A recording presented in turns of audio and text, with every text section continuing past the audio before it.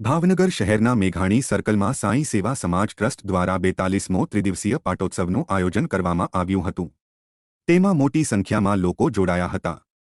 3 દિવસના કાર્યક્રમને લઈને સંપૂર્ણ આયોજન કરાયા હતા. ભાવનગરના મેઘાણી સર્કલમાં સાંઈ સેવા સમાજ ટ્રસ્ટ દ્વારા 42મા ત્રિદિવસીય પાટોત્સવમાં આરતી, ચાલીસા, પાદુકા પૂજન, ધ્વજારોહણ, હનુમાન ચાલીસા, મહાપ્રસાદ જેવા કાર્યક્રમોનું આયોજન થયું હતું.